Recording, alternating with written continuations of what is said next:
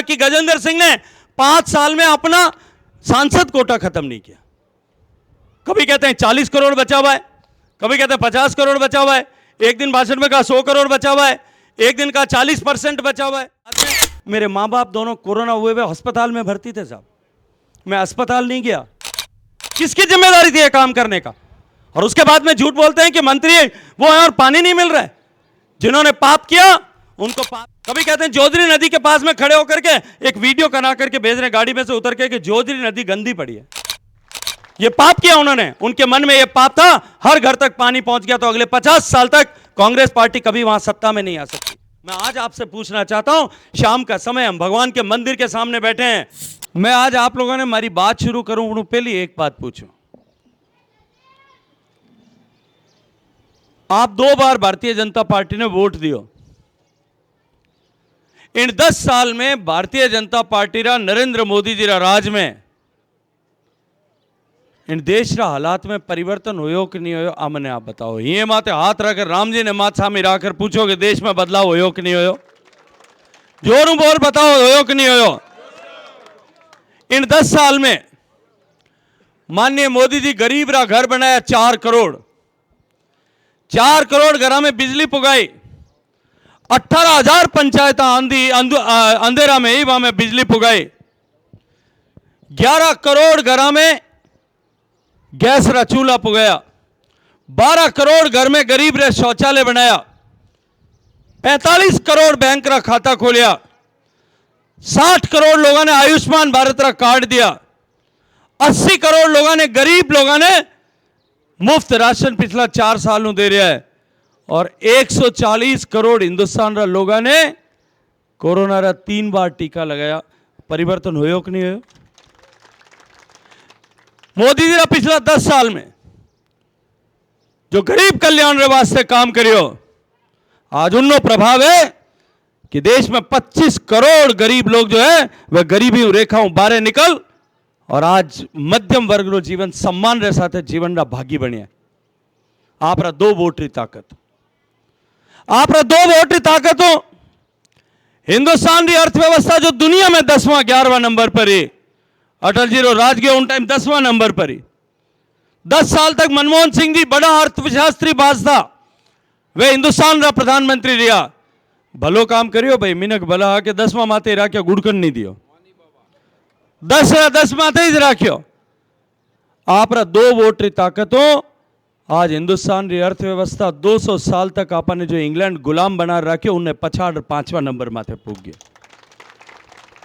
मैंने एक दिन कोई गांव में भाषण दे तो फड़ोदी में एक बाव हुआ और मैंने प्रमुख साहब पूछ लियो कि 5वीं होती 10वीं होती मारे काहे फर्क पड़ियो? मैंने उनको कहा आपके जीवन में सीधा प्रत्यक्ष फर्क पड़ता है। जब देश 5वीं और 10वीं अर्थव्यवस्था था, मोदी जी की सरकार बनी थी 2014 में, तब देश का 1 महीने का भारत सरकार का टैक्स कलेक्शन जो है वो इनडायरेक्ट टैक्स से 38,000 करोड़ रुपए होता था। जब जीएसटी लागू की मोदी जी ने, तब तक 3 साल बीत चुके थे, तब 68,000 करोड़ रुपए होता था। और फरवरी का महीना टैक्स के हिसाब से अट जागीरदार बैठा, सब धंधो करने वाला ठा है, किन महीना में सबसे ज्यादा टैक्स भरना पड़े। क्यों राज सिंह जी? 38,000 करोड़ रुपया 68,000 हुए और पिछला महीना में 1,84,000 करोड़ रुपया रो टैक्स जमा हुआ। जब देश की सरकार के पास 1.5 लाख करोड़ रुपए हर महीने में आते हैं और सरकार बिना भ्रष्टाचार के ईमानदारी से काम करती है, तब गरीब के घर में रोशनी होती है, तब आपकी सड़कें बनती है, तब आपके जो है हवाई अड्डे बनते हैं, तब देश के 700 जिलों में 700 के 700 जिलों में मेडिकल कॉलेज बन जाते हैं, 22 नए एम्स बन जाते हैं, 30 किलोमीटर रोज नेशनल हाईवे बनते हैं। और देश में प्रधानमंत्री ग्राम सड़क योजना पर लाखों करोड़ रुपया खर्च होता है। किसान को किसान सम्मान निधि साल में 6,000 रुपये मिलती है। और जब 1,82,000 करोड़ रुपया देश की सरकार के पास टैक्स आता है, तो देश की सरकार गौरव सेनानियों को ओआरओपी में 1 लाख करोड़ रुपए का जो है वो नया मुआवजा देने का काम करती है। किसान सम्मान निधि, मुझे शैलाराम जी याद दिला रहे हैं, पिछले साल विधानसभा चुनाव के समय हमने घोषणा की थी 6,000 मोदी जी देते हैं अगले 5 साल में इसको बढ़ा करके 12,000 कर देंगे, 8,000 कर दिया आप सबके सामने। देश की सरकार ने ईमानदारी से काम किया, देश की सीमाओं को सुरक्षित करने का काम किया। आपको याद दिला दूं, पहले 10 साल तक जब कांग्रेस पार्टी की सरकार थी, तब देश में किस तरह के हालात थे। या तो भ्रष्टाचार के समाचार छपते थे, घोटालों के समाचार छपते थे, और या फिर देश में आतंकवादी घटनाओं के समाचार छपते थे। 12 लाख करोड़ रुपए का घोटाला उस समय हुआ, और आतंकवादी घटनाओं को हर तीसरे महीने हिंदुस्तान में किसी न किसी जगह पर धमाका होता था। या तो हमारे मंदिर पर होता था, या अर्थव्यवस्था के केंद्र पर होता था। मुंबई, हैदराबाद, बेंगलोर, पूना, दिल्ली, जहां देश का व्यापार चलता है, उन सब जगह पर हमला होता था कि देश कमजोर हो सके। और हम करते क्या थे? हमारे सैनिकों की गर्दनें काट करके लेके जाते थे। याद दिला रहा हूं आपको, उसी 10 साल में हमारे बीएसएफ के सिपाहियों को मार करके लकड़े पर बांध करके ऐसे जानवरों को ले जाते हैं, वैसे घींच करके बांग्लादेश ले जाने के वीडियो आए थे। और अब इस 10 साल में मोदी जी की सरकार में भ्रष्टाचार और घोटाले का एक भी काला टीका किसी भी व्यक्ति, किसी भी मंत्री, सरकार के किसी भी हिस्से पर नहीं लगा सका कोई भी। और देश पर 2 बार आतंकवादियों ने बड़ी घटना करने की कोशिश की, एक बार उरी में और एक बार पुलवामा में। एक बार सर्जिकल स्ट्राइक हुआ और दूसरी बार एयर स्ट्राइक हुई। और भारत की भूमि से नरेंद्र मोदी जी ने यह संदेश दिया कि भारत अपाहिज और अपंग देश नहीं है, भारत सक्षम देश है, और भारत की भूमि के विरुद्ध चलने वाली कोई भी गतिविधि हम स्वीकार नहीं करेंगे। पहले घोटालों के समाचार छपते थे, आज समाचार छपते हैं कि भारत का यान चंद्रमा के ऊपर दक्षिणी ध्रुव पर जाकर के उतर गया, जहां आज तक दुनिया में कोई नहीं जा पाया। पहले आतंकवादी घटनाओं के समाचार छपते थे, आज छपता है कि हिंदुस्तान ने हर तीसरे महीने नए सैटेलाइट छोड़ रहे हैं। पहले घोटालों के समाचार छपते थे, आज समाचार छपते हैं कि भारत आज हथियार बना करके दुनिया को एक्सपोर्ट करने वाले टॉप 10 कंट्रीज की लिस्ट में आ गया है। पहले समाचार छपते थे, हम दाल आयात करते थे, हम कपास आयात करते थे, हम खाद्यान्न आयात करते थे। आज हम दुनिया के टॉप 10 एक्सपोर्ट करने वाले एग्रीकल्चर देशों में पहुंच गए। ये 10 साल में आपके 2 वोटों की ताकत से हुआ। मैं आपसे फिर पूछना चाहता हूं, देश बदला कि नहीं बदला? गरीब का घर बदला, देश का सम्मान पूरी दुनिया में स्थापित हुआ। पहले जब आतंकवादी घटना होती थी, हम एप्लीकेशन लिख करके और संयुक्त राष्ट्र संघ में जाते थे। आज जब रूस और यूक्रेन के बीच में लड़ाई होती है, तो सारी दुनिया प्रस्ताव पारित करके कहती है कि इस लड़ाई को अगर कोई मिटा सकता है तो वो भारत का शेर, भारत का प्रधानमंत्री नरेंद्र मोदी मिटा सकता है। ये भारत का सम्मान है। आज भारत के पासपोर्ट की ताकत बढ़ी है। दुनिया के 100 देशों में अब भारत को भारतीयों को वीजा लेने की जरूरत नहीं है, जाते ही उनको वीजा मिलता है। ये भारत की ताकत बढ़ी। आज भारत की हैसियत बढ़ी। आदरणीय जसवंत सिंह जी अभी चर्चा कर रहे थे, राम मंदिर के निर्माण की बात की। पिछले 450 साल से संघर्ष चल रहा। मैं जब पहली कार सेवा में 90 में गया था, 1990 में, दुर्ग सिंह जी भाई साहब कहीं खड़े होंगे, उनको याद होगा। मैं 1990 की कार सेवा में भी गया, 92 में भी गया। 90 की कार सेवा में वहां से एक फोटो, वो रील वाला कैमरा होता था, हमारे एक साथी था उसके साथ पास में, हम एक फोटो खींच करके लाए थे। एक शिलालेख लगा हुआ था, उसका समझ नहीं आता था उस समय, पढ़ना भी नहीं आता था, सुविधा भी नहीं थी। उस फोटो को मैंने खींच करके जो लेकर के आया था, उसको फारसी समझने वालों से ट्रांसलेट करवाया।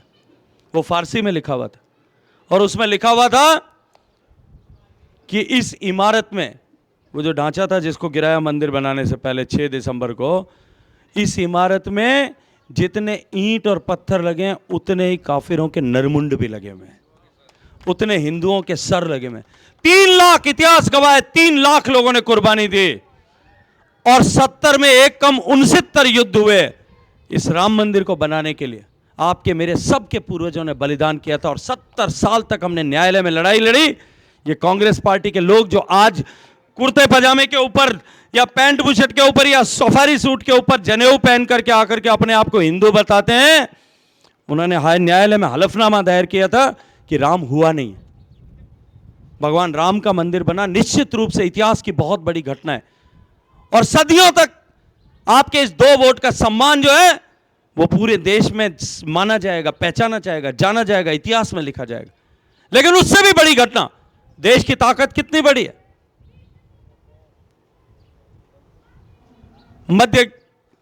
मिडिल ईस्ट में, मध्य पूर्व में एक देश है अबू धाबी, तेल निकलता है, क्यों पीटर? तेल निकलता है वहां पे। इन मध्य पूर्व के देश जितने भी हैं, मिडिल ईस्ट के देश, ये सब अरब देश जो है मुस्लिम देश है, घोषित मुस्लिम देश है। और वहां कानून है कि वहां मूर्ति पूजा नहीं हो सकती, भगवान की पूजा नहीं हो सकती। हमारे बच्चे जब वहां जाते थे तो गले में हनुमान जी का फूल या माता जी का फूल पहन करके, चौकी पहन के भी नहीं जा सकते थे। केतेश्वर महाराज मादलियों पैर भी नहीं जा सकता। अगर पहन के जाते थे तो निकाल करके डस्टबिन में डालना पड़ता था। कोई भगवान की तस्वीर लेकर के जाता था, केवल कागज की ले जा सकते थे क्योंकि वो एक्सरे में नहीं आती। और कपड़ों के अंदर घड़ी करके छुपा करके लेके जाते थे और चुपचाप निकाल करके दर्शन करके वापस अंदर रखते थे।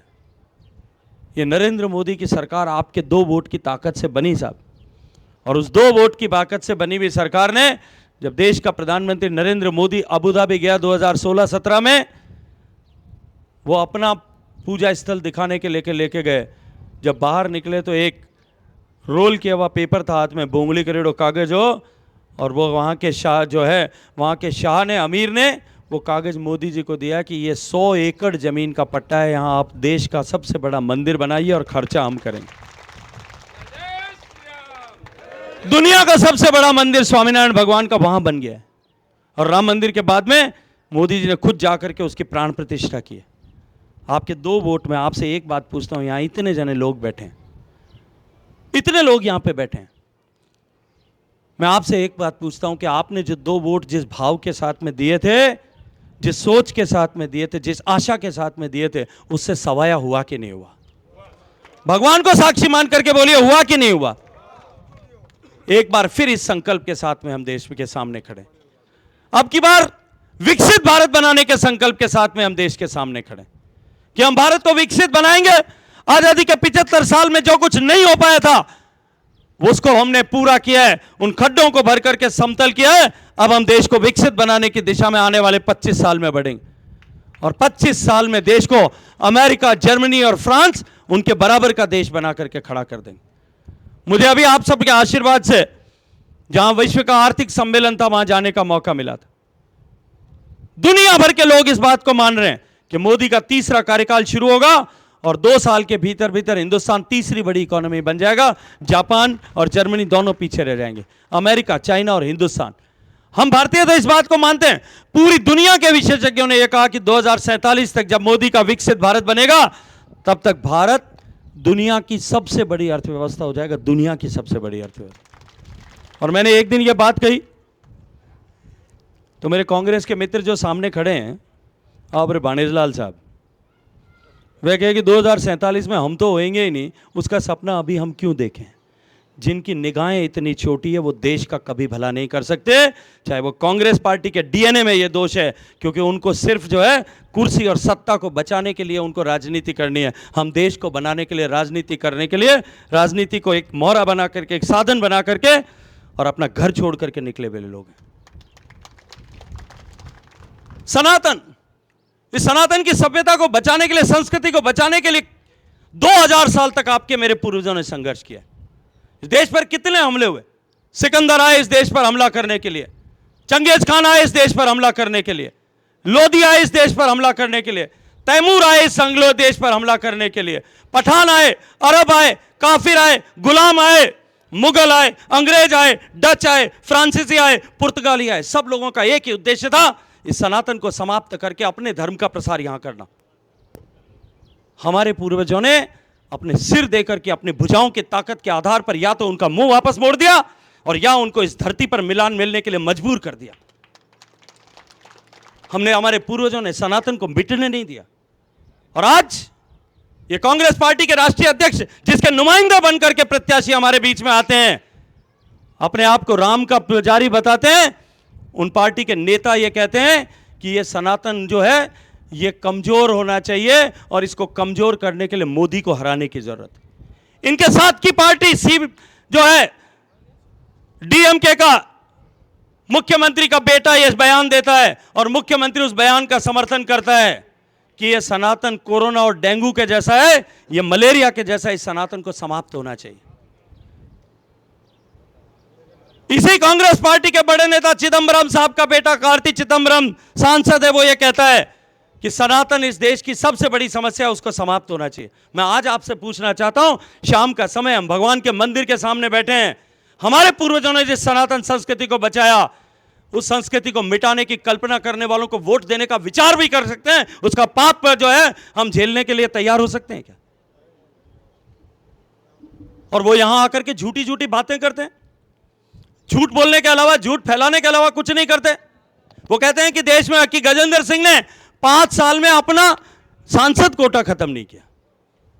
कभी कहते हैं 40 करोड़ बचा हुआ है, कभी कहते हैं 50 करोड़ बचा हुआ है, एक दिन भाषण में कहा 100 करोड़ बचा हुआ है, एक दिन का 40% बचा हुआ है। सांसद को 5 करोड़ रुपए मिलते हैं, 10 साल में 50 मिलने चाहिए थे, 2 कोरोना में बंद हो गए, 2 साल इसलिए 40 करोड़ मिले। 40 करोड़ मेरे हिस्से के, 2 करोड़ 35 लाख रुपए और 2 करोड़ 43 लाख रुपए आदरणीय चंद्रेश भाई साहब के बचे हुए थे वो, और 66 लाख भाई साहब के कोई रिजेक्ट हो गए थे, वो सब पे 2 करोड़ 43 लाख और 66 लाख का ब्याज 66 लाख रुपए, वो सब जोड़ करके और सारा का सारा पैसा इस कॉन्स्टिट्यूंसी के लोगों के हिस्से का पैसा था, हक का पैसा था, वो सब कॉन्स्टिट्यूंसी में खर्च हुआ है। अगर उतना ही करता तो शायद मेरा कोई एहसान नहीं था, लेकिन उसके अलावा झोली फैला करके कंपनियों से ला करके उस 40 करोड़ की जगह 166 करोड़ रुपए खर्च हुए। या तो स्कूल में कमरे बनाए होंगे, या कहीं दीवार बनाई होगी, पंचायत के भवन बनाए होंगे, कहीं पानी की व्यवस्था की होगी, अस्पताल बनाए होंगे। कोरोना का समय आया था, संकट का काल था,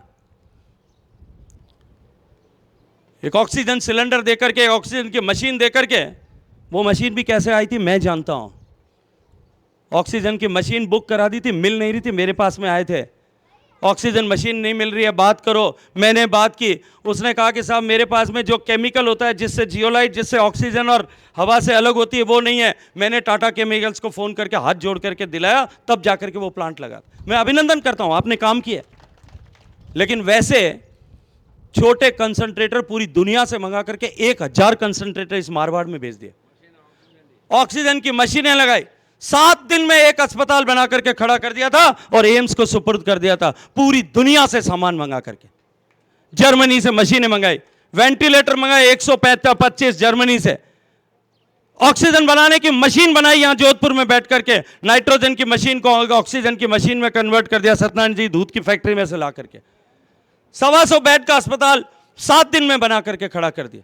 सिलेंडर नहीं मिल रहे थे ऑक्सीजन के, दुबई से सिलेंडर मंगाए, उनके माउथ पीस नहीं मिल रहे थे, अमेरिका से मंगाए, 7 दिन में सब करके अस्पताल खड़ा कर दिया और एम्स को सुपुर्द कर दिया कि चलाइए। इंजेक्शन नहीं मिल रहे थे, पूरे देश दुनिया से इंजेक्शन मंगा करके खड़े कर दिए। और उसके बाद में मेरे माँ बाप दोनों कोरोना हुए हुए अस्पताल में भर्ती थे साहब, मैं अस्पताल नहीं गया, मैं जोधपुर लोकसभा क्षेत्र के हर अस्पताल में गया। मैं मेरे माँ बाप को देखने लेके नहीं गया, देश के जिले के सारे जोधपुर लोकसभा क्षेत्र के हर CHC में गया। हालत खराब थे, न बिस्तर थे, न दवाइयाँ थी, न वहाँ पर किसी तरह का इक्विपमेंट था, न ऑक्सीजन के ठीक से सिलेंडर थे, न कंसंट्रेटर थे। कौन जिम्मेदार था उसका? किसकी सरकार थी राजस्थान? मैंने संकल्प लिया कि मैं हर हॉस्पिटल में एक बढ़िया, हर CHC अस्पताल में एक वार्ड बनाऊंगा, और ऐसा वार्ड बनाऊंगा जैसा जोधपुर के किसी प्राइवेट हॉस्पिटल में भी नहीं, एम्स के अस्पताल में भी नहीं, और सरकार से एक पैसा भी नहीं लूंगा। मैं जब वहां गया, मैंने बुलाया कलेक्टर को, मुझे परमिशन चाहिए। मैंने अपने दोस्तों से पैसा इकट्ठा किया है, लगभग 6.5 करोड़ रुपए लगेंगे, मैंने इकट्ठा कर लिया, मुझे परमिशन चाहिए। साहब परमिशन को रोक करके, मैं तो कुछ ले नहीं रहा था, मैं तो दे रहा था। यही कांग्रेस पार्टी के नेता, माननीय मुख्यमंत्री जी, सब मिलकर के परमिशन नहीं दे रहे थे। 8 महीने तक परमिशन नहीं दी। मैंने कलेक्टर को कहा कि मैं सड़क पे बैठ करके आंदोलन करूंगा, प्रेस कॉन्फ्रेंस करूंगा, जमीन पे बैठ करके, कांग्रेस पार्टी की सरकार मुझे रोक रही है। तब कलेक्टर ने परमिशन दे दी, उसको बेचारे को खांचे में फिट कर दिया। आज आप जाकर के देखिएगा, लूणी विधानसभा में 4 अस्पताल बनाए, सड़कें बनी है। अब जोधपुर भी रो रहा था, मजा आपने कटे रिंग रोड क्रॉस करा कि नहीं करा पुक्सा 2000 करोड़ रुपए की रिंग रोड बनी है। कभी कल्पना की जा सकती थी कि जोधपुर में इतनी बड़ी रिंग रोड एक साथ में बन जाएगी? धन्यवाद करता हूं नितिन गडकरी जी का, एक दिन खड़े होकर के कहा और उन्होंने उसको कर दिया। जोधपुर से निकलने वाली जितनी सड़कें, जोधपुर बीकानेर, जोधपुर जैसलमेर, जोधपुर बाड़मेर, जोधपुर पाली, जोधपुर बर बिलाड़ा, जोधपुर सरदार समन सोजत, ये सारी की सारी सड़कें पहले थी क्या? 10 साल में ये सारी की सारी सड़कें जो है ये इंफ्रास्ट्रक्चर बन गया, भारतमाला की सड़कें बन गई। आज जोधपुर में से जाकर के आप सिरमंडी पे चढ़ो, लेफ्ट में मुड़ो, सांचौर में अगले 1.5 घंटे 2 घंटे में सांचौर पहुंच जाओगे। मैं बार एक दिन चाडी में उठे सियोल नगर में भाषण देते हो भंवर जी, मैं उठे बतायो, उठे एक चौधरी साहब वो होया मोहन जी, वे चौधरी साहब कहे कि साहब पहली मैं चाडी हूँ, एक दिन शाम रा चाडी भी आप ब्याह में जाता, चौथी ना भी जाता, अब आप ऐडी सड़क बना दियो जो चाडी में भी जा सका और साथ साथ शाम रा दिन में चाडी में ब्याह अटेंड करा, सभा करा और शाम रा चौटाला में जा रहा हरियाणा में सभा कर, रात रा घरे और वापस हो जाऊँ। ऐसी सड़कें बना दी। अब एक झूठ कि गजेंद्र सिंह मंत्री है और पड़ोस के गांव में पानी नहीं आ रहा है, मैं मानता हूं पानी नहीं आ रहा है, मैं जानता हूं खारा बेरा का दर्द, मैं जानता हूं दियाना का दर्द, मैं सबका दर्द समझता हूं, लेकिन पानी का पापी कौन है, कौन दोषी है? माननीय मोदी जी का संकल्प था कि हर घर तक पीने का पानी पहुंचाना है। अगर मैं भारत की तरफ देखता हूं मुझे खुशी होती है, मुझे गर्व होता है। मुझे प्रधानमंत्री जी ने काम दिया, 4.25 साल हुए हैं, उस 4.25 साल में 2 साल कोरोना की भेंट चढ़ गए। 4.25 साल में 16% घरों तक पीने का पानी पहुंचता था। जिस दिन मुझे काम दिया था 3 करोड़ 23 लाख घरों तक, आज देश में 14.5 करोड़ से ज्यादा घरों तक पीने का पानी पहुंच गया। 12 प्रांतों में पानी 100% पहुंच गया। 10 प्रांत ऐसे हैं जिनमें 85% से ज्यादा हो गया।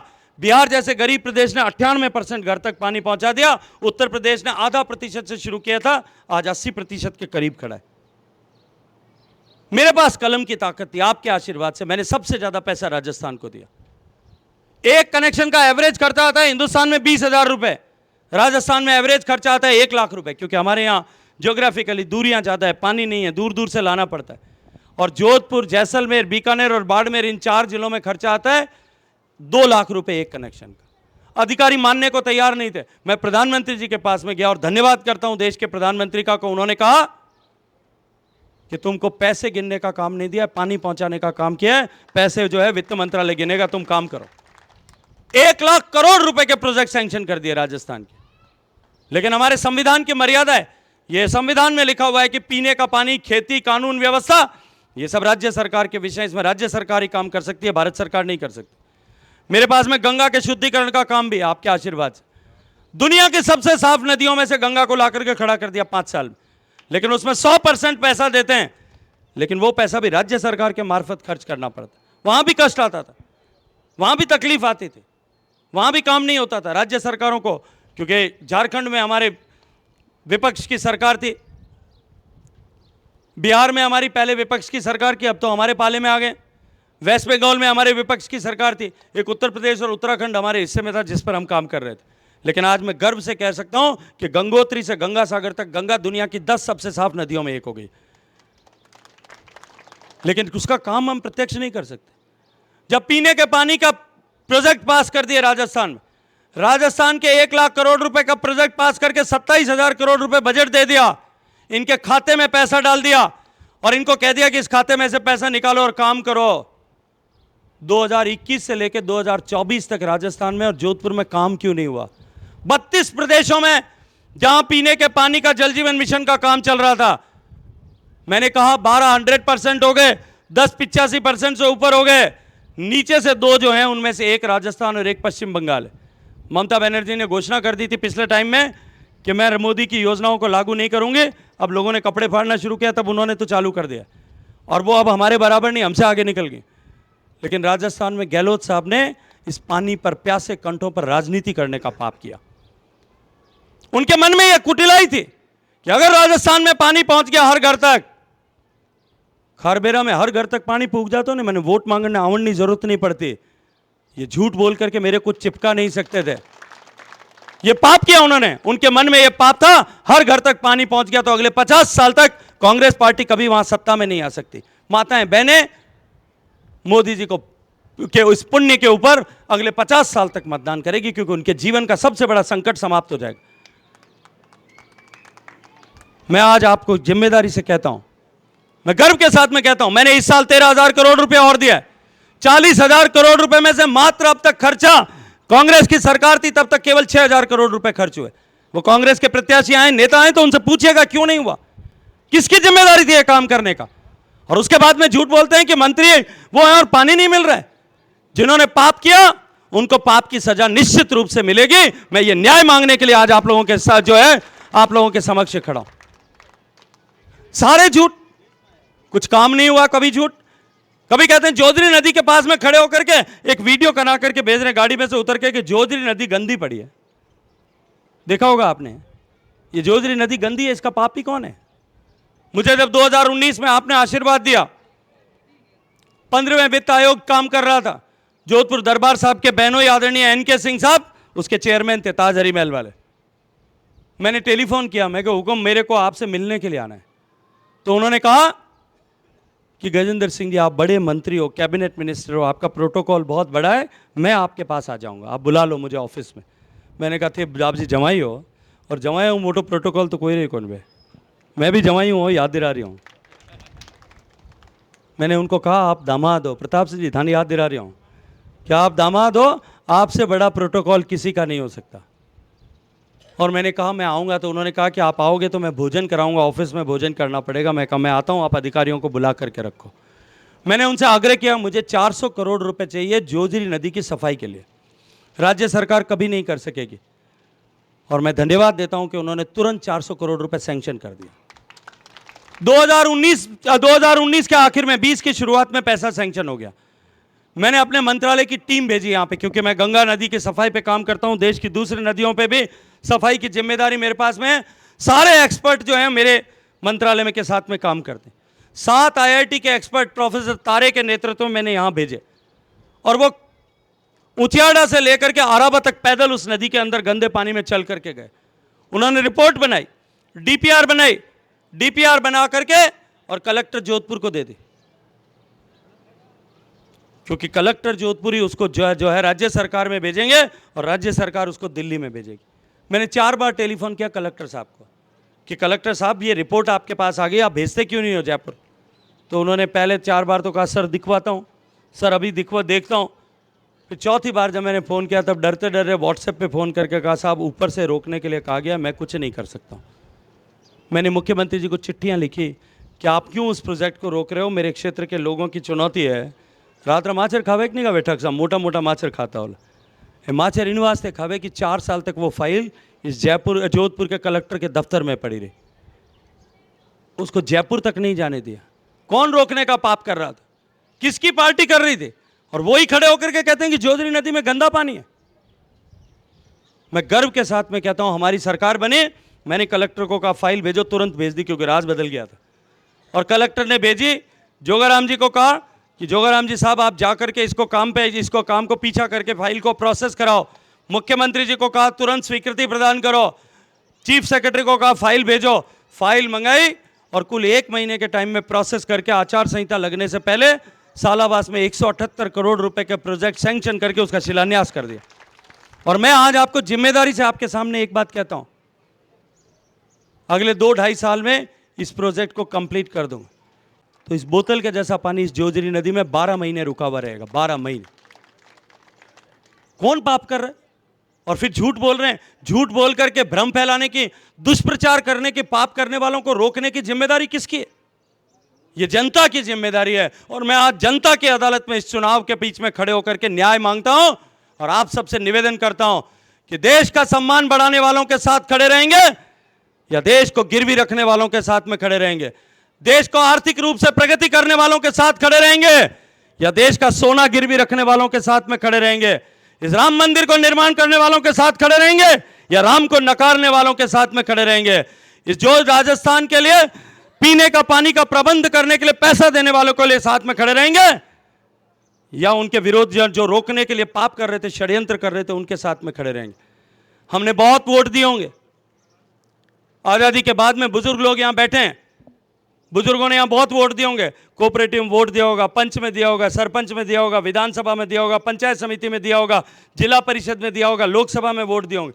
मेरी उम्र है 56 साल, उससे ज़्यादा वोट दिए होंगे आपने वोट किस पे दिए?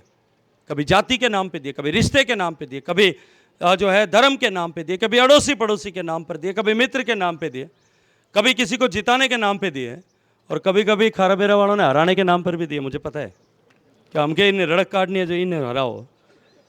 केवल 2 बार आपने देश के नाम पर वोट दिया, जब आपने मोदी जी को वोट दिया। धर्म से, जाति से, रिश्तों से, सबसे ऊपर उठ करके वोट दिया। अब की बार का चुनाव जो है वो न काम का चुनाव है, न काज का चुनाव है, न राम का चुनाव है, न राज का चुनाव है।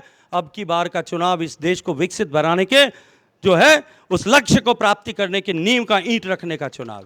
जिस भारत ने हजारों साल तक दुनिया का नेतृत्व किया, जो भारत विश्व गुरु था, उसको एक बार फिर विश्व गुरु बनाने के संकल्प के साथ में हम इस चुनाव के मैदान में उतरे हैं। मैं आज आपसे पूछना चाहता हूं कि क्या विश्व गुरु भारत बनने की उस नींव की ईंट को आप कमजोर रहने दोगे? और तब मोदी जी ये वादा करते हैं, तब ये दावा करते हैं, ये आह्वान करते हैं कि अब की बार 400 के पार, और उस 400 के पार में हम सब लोग जुटे हैं। एक भी व्यक्ति उसमें बाकी न रहे। इस यज्ञ में आहुति देने से एक भी व्यक्ति बाकी न रहे, एक भी व्यक्ति शेष न रहे।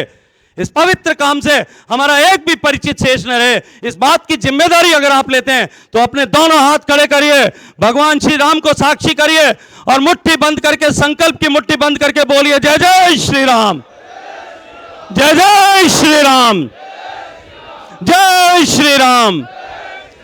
मैं जिम्मेदारी के साथ में कहता हूं, अगले डेट देखो भाई, मैं जादूगर तो हूं नहीं, वो तो गहलोत साहब है। जो कोई अलादीन का चिराग घिस दूं और सुबह पूछ जरे घरे पानी री टंकी खड़ खल खल खल खल नल में पानी आने लग जाए। धनजीबा हूं के जादूगर? मैं तो हकीकत की बात कहता हूं, क्योंकि पैसा है, टेंडर हुए हुए हैं, प्रोजेक्ट सैंक्शन हुए हुए हैं। थोड़े बहुत जो इन्होंने बदमाशियां की है, इधर उधर टंकियां घुमाने की, स्कीमों को इधर उधर करने की, उसको ठीक करने के निर्देश दे दिए हैं। एकदम दुरुस्त तरीके से अगले 1-1.5 साल में आगलो उंदाड़ो आई जीते जीते जीते सब जगह पानी पूगन लाग जाए। वो भरोसा और विश्वास में आज आप लोगों ने दिला सको।